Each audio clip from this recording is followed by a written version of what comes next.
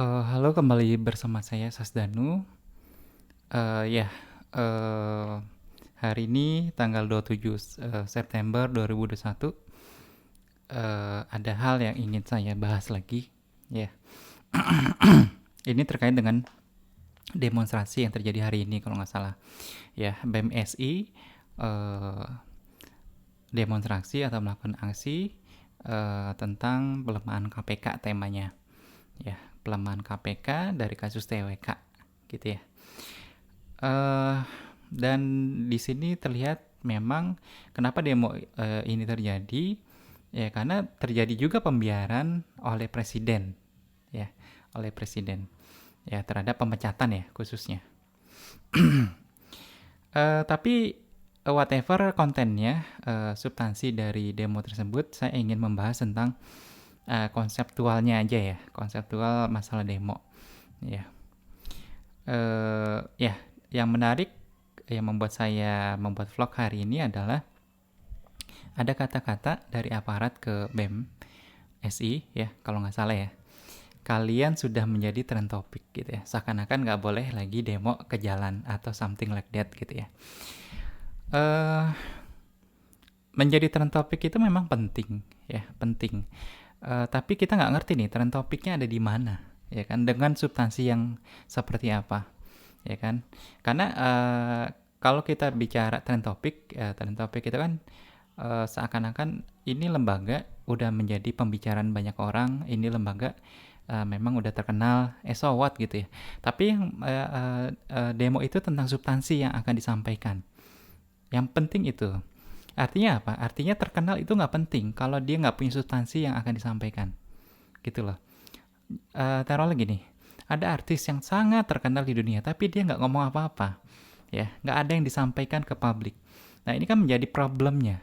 Yang menjadi kebutuhan, ya, yang menjadi kebutuhan adalah substansi yang tersampaikan, konten yang tersampaikan atau makna yang tersampaikan, ide ya kan, aspirasi yang tersampaikan dari rakyat. Ya, ke siapa? Bukan dari rakyat ke rakyat. Rakyat mah apa namanya udah tahu ya. Ya, tapi dari rakyat ke negara. Yang memimpin negara ini khususnya. Ya, yang mengontrol negara ini juga khususnya. Gitu ya. Eh Ya segala macam, ini kan kita bicara di dalam sebuah negeri yang menganut demokrasi, ya bukan menganut sistem komunis ya, yang harus tunduk kepada satu pimpinan, ya bagaimanapun ceritanya, ya. Tapi yang namanya demokrasi adalah seperti orang yang open minded, ya kan? Ketika ada something wrong, dia harus melihat, mendengarkan dan memperhatikan orang yang memberi masukan kepada uh, mereka, ya gitu loh. Jadi bukan justru terjadi pembungkaman, ya pembungkaman dalam arti gini. uh, Ketika ada media sosial, ya taruhlah channel YouTube ya atau whatever channel-channel lainnya atau media sosial lainnya atau website lembaga pun itu diblokir, ya kan. Padahal mereka hanya menyampaikan sebuah pesan, ya kan, perbaikan untuk negeri, tanda kutip ya, gitu. Atau secara fisik, kita tadi bicara media sosial ya, ketika media sosial diblokir, diblokir artinya bukan diblokir dari satu komputer aja yang nggak bisa akses, tapi satu negeri ini nggak bisa akses ibaratnya. Kok bisa? Iya, lewat Kementerian Komunikasi dan Informasi misalkan, ya. Jadi semua ISP mau di sana terblokir. Ya, user-user seperti kita nih tanpa VPN ya, tanpa seakan-akan apa namanya akses dari luar negeri itu susah gitu ya, susah untuk membuka itu, membuka akses web tersebut. Padahal dari sisi konten belum tentu konten atau isi dari vlog ya kan, atau isi dari tulisan website tersebut melanggar undang-undang, belum tentu ya. Kalau kita lihat bahwa bisa jadi ini hanyalah hal politis, tapi pertanyaannya adalah apakah boleh pemblokiran. Jadi gini, ada wewenang ya, memang yang mempunyai hak perintah itu dari kementerian untuk memblokir website tertentu atau konten tertentu di dalam dunia maya. Tapi apakah ada batasan ya? Apakah ada batasan di dunia maya dalam hal ini ya? Siapapun pejabatnya, instansinya, termasuk kementerian, mempunyai batasan atau diatur oleh undang-undang tersebut, ya mungkin undang-undang ITE ya, bahwa undang-undang ini tidak mengintervensi yang namanya politik atau kebijakan politik gitu loh. Gak bisa mengintervensi sesuatu yang berbau politik. Kalau memang dia melakukan pemblokiran, ya Kementerian Komunikasi dan Informasi melakukan pemblokiran, itu substansinya mungkin lebih ke arah sesuatu yang melanggar undang-undang, bukan sesuatu yang pro kemana, pilih siapa, atau survei yang menang siapa, nggak begitu. Ya, nggak begitu. Jadi kalau demokrasi itu kan sebenarnya nggak melanggar aturan ya, nggak melanggar undang-undang dan bukan tindakan kriminal.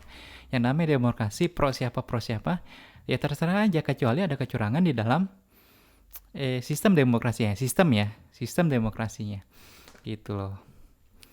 Jadi nggak cuma orang yang curang, tapi sistem yang curang, gitu. Nah, pertama itu, jadi pertanyaan terhadap undang-undang ITE ini apakah juga, ya kalau kemarin sih ngeliat nggak ada.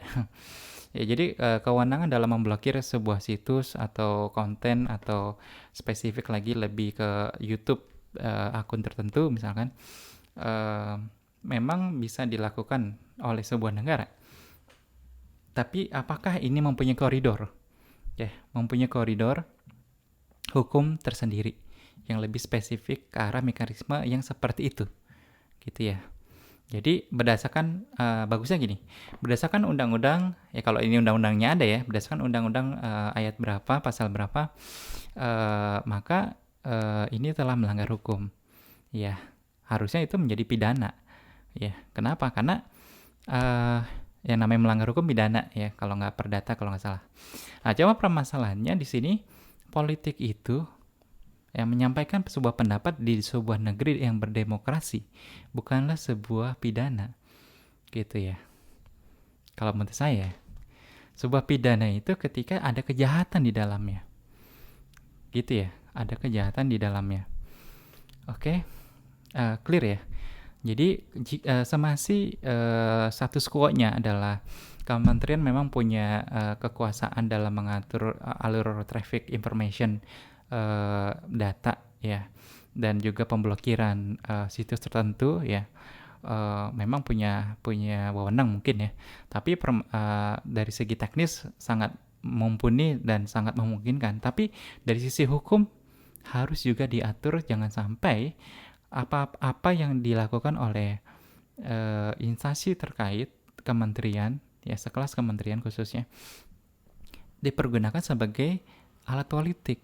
Ya, dipergunakan sebagai alat politik di dalam politik dunia maya. Ya, kalau demonstrasi kita dibagi dua oleh demonstrasi ya. Pertama, demonstrasi yang turun ke jalan ya. Artinya mereka melakukan aksi ya, yang secara fisik. Tapi juga ada demonstrasi atau aksi yang di dunia maya. Wah, apa itu? Ya, mungkin netizen nggak sadar ya, kalau misalkan gini, contoh kecil ya, ada polling di dalam dunia maya, kita sebut Twitter ya, atau whatever lah. Nah, kalau memang ada polling di situ lalu netizen ikut, sebenarnya hasilnya di blow up kan pada akhirnya, walaupun kita nggak tahu itu dari mana. Tapi sistem Twitter itu terpercaya secara sistem ya, bukan secara siapa yang polling terserah, termasuk buzzer terserah, ayo gitu ya. Nanti kita bahas buzzer mungkin lebih panjang lagi. Cuman secara mekanisme mereka cukup fair. Jadi sehingga kalau kita bandingkan polling di Twitter dengan polling yang ada di TV menjelang pemilu, netizen pasti lebih percaya di Twitter, gitu loh, lebih percaya di Twitter. Mau nyewa berapa buzzer untuk menyaingi rakyat Indonesia, kayaknya nggak bisa deh kayak gitu ya, nggak bisa ya. Lalu Dengan adanya polling, apalagi lebih spesifik polling terhadap cocok mana si A sama si B, Anda lebih prefer yang mana, A atau B gitu kan. Nah, kalau kalau dilakukan maka itu sebuah tindakan politik sebenarnya, sebuah tindakan politik. Ya, jadi aksi di dunia nyata menyampaikan aspirasi. Aksi di dunia maya menyampaikan aspirasi juga, bahwa saya lebih prefer ke A, ya kan? Lalu kalau itu terkait dengan tokoh, tapi kalau terkait dengan aktivitas, ya kan, tuntutan. Oke, Anda menuntut yang mana? Menuntut tuntutannya A atau tuntutan B, gitu kan? Saya mau tuntutannya A. Berarti kan sebuah activity untuk menuntut sesuatu, gitu kan? Misalkan si A turun dari jabatan. Anda setuju nggak? Nah, itu pollingnya. Setuju. Nah, 90% rakyat Indonesia setuju. Lalu gimana 10%-nya? Itu rakyat Indonesia yang disebut netizen ya. Artinya yang sudah mempunyai internet dan bisa melakukan polling. Ya kalau dia belum punya handphone, nggak ada internet, di pelosok, bukan karena di pelosok saya menyebutkan pelosok ya, belum tentu di pelosok nggak ada internet. Tapi mostly secara statistik lebih di pelosok, kita aja orang dari Jakarta atau Bekasi lah, ke pelosok dikit aja sinyal hilang gitu loh. Dan itu agak susah untuk menyampaikan aspirasi via internet gitu ya.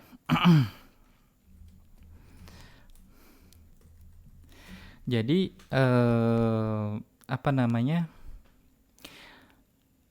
itulah yang disebut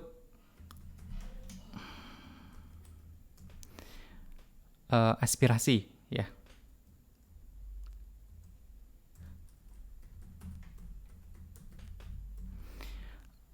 Aspirasi ya kan. Jadi demo atau aksi ya, aktivitas ya, nggak cuman di dunia nyata tapi juga di dunia maya ya, ketika netizen mulai mengomentari satu hashtag yang sama, yaitu di mana biasanya di Twitter ya kan.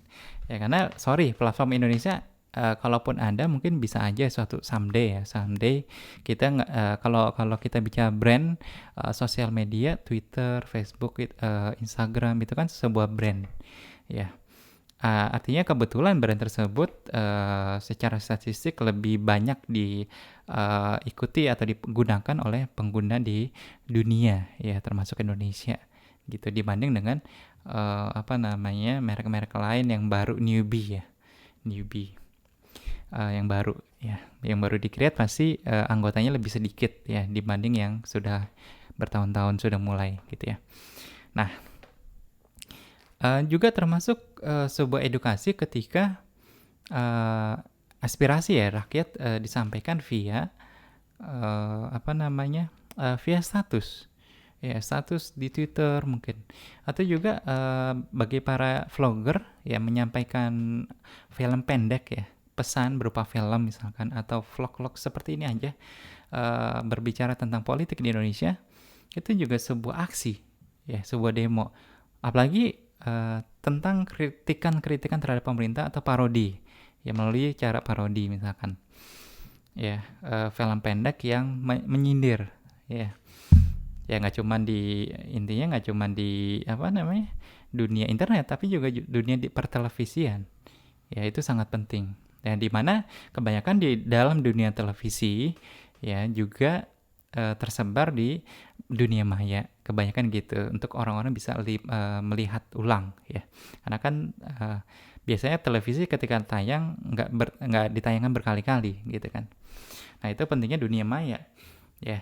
Nah kalau kita aksi dunia nyata, solusi nggak hanya begitu? Kalau saya bilang zaman sekarang nggak solusi juga, maksudnya kita harus hibrid ya, ya kan, harus kolaborasi antara aksi dunia nyata dengan maya. Kok bisa? Iya, karena gini, belakangan ini kita demo dari pinggiran ke tengah. Ya, demo itu kan menentukan rute ya, rute titik besarnya di mana nih. Ya, ketika mau demo di mana? DPR, kita dari Bandung atau dari Bekasi, pasti lewat sini. Nah, itu dijegal misalkan. Nah, kita mau bisanya gimana ini kalau dijegal? Berarti kan tidak terjadi tidak terjadi mekanisme demo yang seharusnya.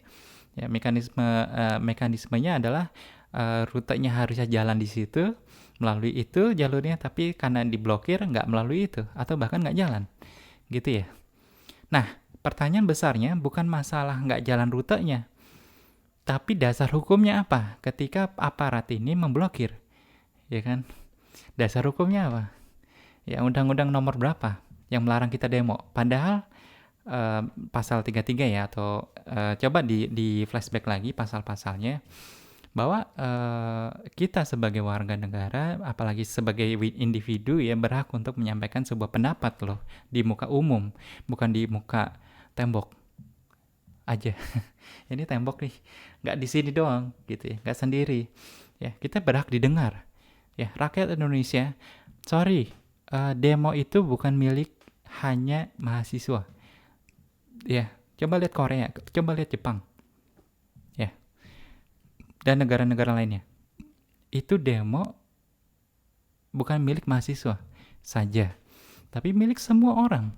Semua yang mempunyai niatan yang sama, semua yang mempunyai pandangan yang sama, spirit yang sama, hayo kita ke jalan, gitu.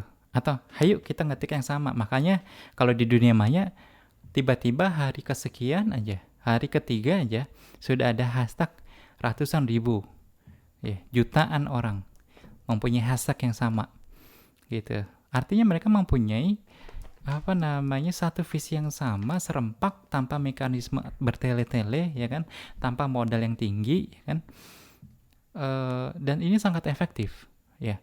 Gini aja deh, buat satu hashtag yang kita inginkan dibuat serempak, ya, hashtag dibuat serempak dengan konten yang sama, ya, dengan satu visi yang sama, sebanyak 5 juta orang, ya, atau 20 juta deh, 20 juta orang dalam satu hari, ya kan. Sekarang demo mana yang demo fisik yang mana bisa mencapai 20 juta orang dalam satu hari, gitu ya. Artinya kadang ya, kadang efektivitas atau lawan politik atau bahkan pemerintah, ketika rakyatnya sudah demo ya, memprotes melalui nggak cuman media dunia nyata, tapi juga dunia maya ya, lebih takut dunia maya. Kadang saya melihatnya belakangan ini begitu. Kenapa? Karena jumlahnya kadang lebih banyak yang dunia maya. Karena di dunia maya nggak cuman mahasiswa coy yang punya Twitter, ya. Kita habis pekerja juga punya Twitter, ya kan? Walaupun beberapa dekade yang lalu terjadi ancaman terhadap pembatasan media sosial, ya, gitu. Tapi itu kan kalau di-compare dengan HAM, ya salah juga, kita bukan ke Cina kan. Kalau Cina mungkin begitu, ya. Coba diperhatiin Cina, ya, cara-caranya. Ya nggak jauh beda, membatasi media sosial, membatasi ini, membatasi itu. Aduh, capek deh, ya. Oke. Kalau demo dunia nyata yang kurang ada 2, kalau saya bilang. 3 deh, 3. Ya. Ini menjadi kritikan saya pada aktivis, ya. Aktivis zaman now, mahasiswa. Pertama, masalah blokade, penyegalan jalan atau rute. Ya udah tahu ada penyegalan, ya. Kenapa kelihatan duluan? Gitu. Kita sih kalau bisa modenya portable. Kenapa? Oke, demo di mana? Ini ada penjagalan. Misalkan di DPR. Oke, DPR jam 2. Ya, harus berhasil ke sana. Gak usah bentangin bendera dari rumah. Itu tutup dulu benderanya, atribut-atributnya, pelengkapannya tutup dulu. Nyamar udah. Tiba-tiba udah di DPR penuh jam 2 kan. Intelijen bingung. Ya kan? Intelijen waktu itu ngaku 15 menit atau setengah jam sebelumnya harus sudah hadir di tempat demo. Jadi acara jam 2 ya, setengah 2 aja atau jam 2 kurang 15 mereka udah standby sebagai penyamaran apapun gitu. Ya, infonya begitu. Jadi itu ya, kenapa nggak menggunakan metode yang seperti itu? Metode kumpul di titik. Jangan metode rute. Kalau metode rutenya tersebar bisa dijegal, gitu ya. Metodenya udah memakai kamuflase aja. Tiba-tiba ada, tiba-tiba banyak, tiba-tiba ada aja mobil sound system di situ. Ya, itu bagus. Yang kedua, kritik saya adalah dokumentasi. Ya, kok dokumentasi? Ya, dokumentasi seakan-akan gini. Gini. Demo fisik itu membawa apa? Membawa yang namanya spanduk, poster, atribut lainnya atau media untuk menyampaikan pesan ya, berupa tulisan bisa dan gambar kalau ada. Nah, permasalahannya itu pengen dilihat teman kalian sebelah atau dilihat seluruh dunia. Targetnya apa? Ya kalau memang ingin dilihat di sebelah, it's okay ya. Kalau sekarang ada yang namanya rintangannya pembungkaman media, ya, pembisuan media. Ya jadi kalian demo ratusan juta, ya ibaratnya ratusan ribu orang tapi nggak di blow up sama media. Bisa jadi. Nah solusinya adalah kita harus mempunyai streaming tersendiri, streaming media ke YouTube tersendiri dengan channel tersendiri, ya khusus jalur kita aktivis ya. Nah artinya ketika tidak diliput, teman-teman pada share tuh di belakang, netizen yang ada di kantor, yang ada di rumah, yang ada di jalan pada share gitu ya. Jadi shareable dan bisa gampang mudah dimengerti. Jadi yang namanya press release ya. Press release juga dibagikan ke media biasanya. Kalau mereka nggak mau liput secara detail, ya udah kita mengadakan press release berbentuk video ataupun tulisan di channel kita sendiri. Ya, channel misalkan BMSI ya, channel BMSI di YouTube misalkan ya. Itu misalkan. Jadi itulah yang pentingnya peranan dokumentasi. Ya, dokumentasi humas yang mempunyai kapabilitas untuk berbagi di dunia maya. Ya. Lalu yang ketiga, yang kita kadang aksi dunia maya terlupakan adalah advokasi. Advokasi apa maksudnya? Ya. Jadi sertakan teman-teman hukum di dalam konsepsi demonstrasi. Ya. Jadi jangan sampai demonstrasi kita menyalahi yang namanya hukum. Menyalahi hukum kalau di Indonesia ya, misalkan demo di atas jam 6 sore atau jam 18 jam 18 itu harus dibubarkan. Jadi teman-teman teredukasi, walaupun di negara lain is okay, demo jam 7 malam, 8 malam is okay, namanya demo natural. Ya kan kadang di Indonesia dibuat hukum-hukum yang menjadikan kita nggak natural gitu, nggak natural. Ya deh kita harus ini, harus itu, harus mempersiapkan surat ini, surat itu. Gini, zaman dulu demo nggak pakai surat izin ya, bukan surat izin, surat pemberitaan demo. Ya kesini-sini ada namanya surat pemberitaan demo. Ya surat pemberitaan demo itu bukan surat izin demo, setahu saya. Ya pada zaman itu surat itu disampaikan agar mereka announce, alasannya adalah pengaturan lalu lintas. Cuman itu doang poinnya. Ya, pengaturan lalu lintas. Ya. Itulah yang membuat kita nggak natural. Bukan masalah izin nggak izin. Di negara demokrasi, demo itu ya bagian dari kerasi. Demo itu bagian dari negara demokrasi. Menyampaikan pendapat. Kenapa ada demo? Karena kita nggak didengar kalau di rumah. Ya, kita ngedumel di kamar sendiri, apa kedengaran sampai ke presiden? Ya kan nggak? Gitu loh. Ya. Jadi pentingnya pengetahuan tentang hukum, mekanisme pada demo. Kalau di dalam Islam tuh fikih demo lah atau fikih daulah, ya kan? Fikih daulahnya seperti apa, mengkritik seorang pemimpin presiden itu seperti apa, kita ngikutin macam-macam lah. Nah itu mekanisme seperti itu. Tapi kalau di dalam dunia nyata, bukan dunia nyata ya maksudnya, kalau di dalam dunia umum kita membahas dari sisi hukum yang ada aja gitu. Dari sisi hukum yang ada itu seperti apa.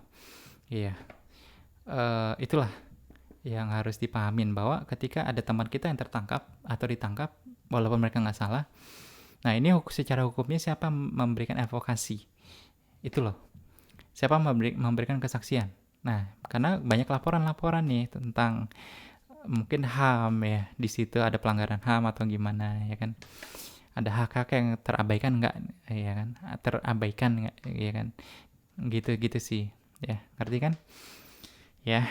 Jadi polisi atau aparat ini memang kadang kita berpikir gini, apa nah, kalau kita demo lalu kita ditangkap, ya, walaupun kita nggak ngapa-ngapain, maksudnya nggak ngapa-ngapain tuh nggak melakukan vandalisme, ya, bukan anarkisme, bukan. Kalau anarkisme itu sebuah pemahaman yang apa namanya, ibaratnya tidak melihat negara atau pemerintah yang mengayomi masyarakat, ya, pandangannya seperti itu. Nah, kalau melakukan kerusakan itu namanya bukan radikalisme.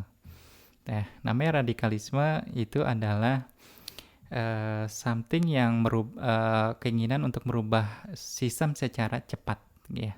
Itu radikal, ya. Radikal itu nggak mesti negatif, ya.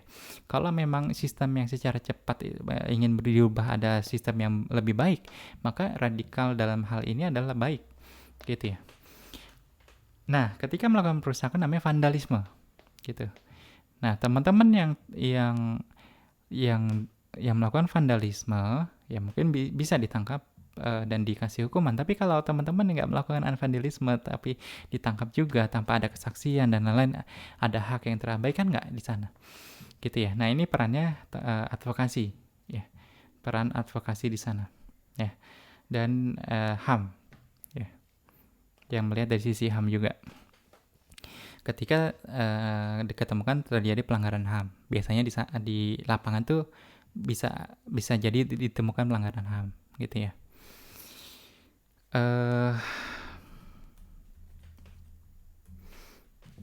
Oke. Jadi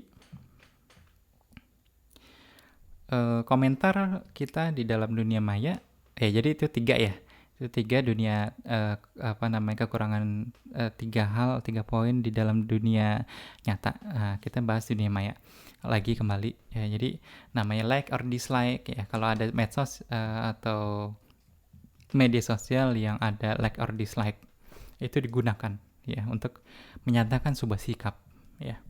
Lalu komentar, ya kan, banyakin komentar, ya. Lalu repost atau retweet, itu untuk penyebaran itu bagus, ya, untuk sharing is caring, ya. Kalau kalian merasa peduli dengan bangsa ini, merasa peduli dengan orang sekitar, maka sharing aja, berbagi aja, karena berbagi itu adalah care, bahasa Indonesia lupa, peduli, ya, peduli. Lalu dengan vlogging seperti ini, mengungkapkan pendapat, ya, atau tulisan blogging juga di channel website pribadi juga itu penting, ya, dengan menggunakan hashtag yang strategis, ya, dan polling dan survei, ya. Cuman jadi sekitar beberapa poin itu saja yang di dalam dunia maya. Artinya ya, kalau kita bicara politik, mereka juga berpolitik di dunia maya, ya, dengan sebutan buzzer, ya kan. Nah, kalau kita bicara buzzer, saya bilang tadi kita akan bicara tentang buzzer, ya. Ya, bagi teman-teman yang kuat dengerin, ya. Jadi buzzer ini ya memang sempat disindir kalau memang terdapat substansi bahwa negara ini mendanakan anggarannya untuk buzzer, ya, maka seharusnya buzzer ini dihapuskan atau aliran dana ini ditiadakan, karena aliran dana ini tidak kecil, ya, tidak kecil. Dan dari sisi lain bahwa demokrasi kita akan rusak. Kenapa? Rakyat mengungkapkan pendapat, buzzer menutup jalan, ya, atau menghalangi pendapatnya nyampe ke pemerintah, atau membuat bahkan opini-opini baru yang kontradiktif, gitu loh, ya. Sama kayak di dunia maya juga ada, ya, namanya aksi tandingan kita sebutnya, ya. Kalau di dunia maya kita komennya A, Dia komennya kontradiktif dari A, gitu ya. Eh, kita memuji tokoh A, dia menjelek-jelekan tokoh A karena ada kepentingan untuk tokoh B, gitu ya. Itu dalam dunia maya. Nah, kalau kita dalam dunia nyata namanya juga sama, tandingan, aksi tandingan. Yaitu misalkan gini, eh kita udah punya mobil podium satu, ya. Eh, mobil mobil apa ya, komando lah. Nah, mobil komando ini ternyata menuju ke tempat aksi itu eh, dijegal, ya kan? Tapi ada lagi ternyata aksi mobil komando B, ya, punyanya yang lain itu dipersilahkan, bahkan sudah nyampe duluan tanpa ada penjegalan, ya. Nah, itu namanya aksi tandingan. Artinya aksi tandingan itu isinya isinya adalah orang-orang yang mungkin kalau orang netizen bilang nasi bungkus lah, apalah, yang dibayar oleh tokoh-tokoh politik, bisa jadi, atau kepentingan politik lainnya, gitu ya. Intinya ada dana pasti di sana, kemungkinan besar begitu. Dan ini perlu ditelusur sih, tapi ini agak susah ditelusurnya. Jadi kita nggak bicara masalah dana ya. Tapi yang pasti bensin itu perlu dana. Ya, ketika ada bensinnya perlu dana, ya kan? Gitu ya logikanya. Nah, yang menjadi bahasan adalah bukan masalah bensin sih, tapi aksi tandingan yang kontra. Jadi gini, karena kita menemukan aksi rakyat itu misalkan ratusan ribu orang, tapi aksi tandingannya cuma puluhan orang, tapi di beritanya sama ribuan orang. Gitu ya. Nah, ini media juga jangan berpolitik, ya. Kadang media berpolitik seperti itu, ya, dengan seakan-akan lawan politik A disorot terus, ya kan, disorot terus, ya, terus diberitakan berulang-ulang dan banyak, seakan-akan digambarkan banyak. Nah, yang politik B, ya, atau demonstrasi yang B, itu padahal jutaan orang misalkan, tapi disorotnya cuma 1 menit. Ya, yang satunya, maksudnya yang sebelumnya 1 jam, ini cuma 1 menit. Ya. Dan diberitakan cuma sedikit orangnya, ya kan? Kok bisa diberitakan sedikit? Kok orangnya baru dikit yang kelihatan di video? Iya, jadi aksi jutaan orang jam 1, ya kan? Jam 1:05 di videoin. Ya, di videoin, mereka belum siap, baru pada datang, ya kan? Nah, itu kadang taktik politik media, ya, yang berpihak, gitu ya. Jadi paham ya, jadi framing media di sini sangatlah fatal, ya, sangatlah fatal ketika dia bermain politik. Maka saya menyerukan kepada teman-teman media juga, tolong jangan bermain politik siapapun orang yang di belakangnya. Pasti ada orang di belakangnya, atau ada kekuasaan di belakangnya, ya kan? Begitu. Ya, clear ya. Makanya dokumentasi streaming, ya, streaming. Jadi kadang kita kalau di ibaratnya ring 1 lah. Di ring 1 itu, apalagi kalau kita demo di istana ya, itu mereka mengeluarkan jammer. Jadi radius keberapa kita udah nggak dapat internet. Sinyal ada tapi internet nggak ada, gitu ya. Jadi makanya teman-teman IT perlu ada cara tersendiri, ya, misalkan di relay namanya. Jadi gini, internet jangan menggunakan internet handphone langsung streaming, karena pada ring 1 itu sinyal internet bisa hilang, ya. Yang kedua, caranya gimana? Caranya di relay, jangan pakai sinyal handphone, tapi pakai sinyal wifi, ya, sinyal wifi. Jadi pakai yang wifi mungkin 5 GHz misalkan, ya, kelas udah AX, kelas udah tinggi, ya kan, wifi-nya jangan kelas rendah, ya kan. Lalu di relay, jadi ada bawa router 1 portable aja, bawa router portable atau access point lah semacam itu, lalu merelay ke router-router lainnya yang jaraknya lebih jauh dari ring 1 dan sumber internetnya ada di sana. Jadi teman-teman yang ada di sana bisa menggunakan dengan password atau enggak, ya wifi-nya ya. Bagusnya pakai password, jadi orang-orang tertentu bisa tahu ya, bisa membroadcast lah ibaratnya. Nah, peran penting orang dokumentasi adalah membroadcast kejadian aksi demonstrasi sesuai dengan yang seharusnya, yang kita nanti bisa lihat di media-media sosial, YouTube dan lain-lain ya, secara live ya, tidak menggunakan sinyal data. Oke, jadi itu juga kolaborasi dengan, jadi aksi dunia maya berkolaborasi dengan aksi dunia nyata.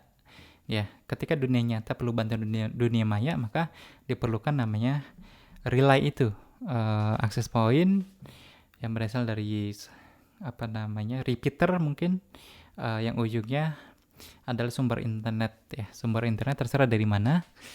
Banyak kok, bisa modem juga bisa ya, maksudnya ketika ada satu sumber yang bisa dibuat sumber internet, itu bagus ya untuk acara live demo tanpa bantuan broadcast televisi yang kadang diceritakan seadanya, bahkan nggak seadanya juga ya. Oke, clear ya. Jadi yang perlu digarisbawahi tadi, demonstrasi bukan milik mahasiswa saja ya, pada dasarnya kita semua bisa memiliki itu semua, hak-hak demonstrasi, menyampaikan pendapat ya maksudnya ya. Lalu demonstrasi bisa dilakukan kolaborasi di antara dunia nyata dan dunia maya. Artinya kita para pekerja mungkin atau para mahasiswa yang turun di jalan bisa kolaborasi, yang di lapangan demonstrasi, yang di kantor atau di rumah bisa beropini di dunia maya ya, dan itu penting dengan menggunakan hashtag ya. Oke, jadi masalah kalian sudah menjadi trend topik, kalimat-kalimat seperti itu menurut saya adalah politis ya, politis, sehingga buat apa sih demo lagi, buat apa sih demo fisik ya, kita bisa ngomong apa juga dilihat ya, nggak gitu ya, nggak gitu. Terjadi penurunan yang mungkin kita nggak sadarin ya. Penurunan dalam arti kadang hal-hal kecil seperti itu bisa menurunkan semangat, dan semangat itu turun, kadang yang mau demo nggak jadi demo, yang mau aksi nggak jadi aksi. Kenapa? Gue dari rumah aja gitu kan, gue lewat medsos aja. Nggak gitu, semuanya penting ya, semua penting. Dan yang namanya perubahan itu tidak bisa dilakukan di dunia maya saja, tapi juga harus di jalan-jalan. Oke, mungkin itu saja vlog dari saya ya mengenai demo, manajemen aksi ya kan, 4.0 ya. Thank you, see you in the next vlogs.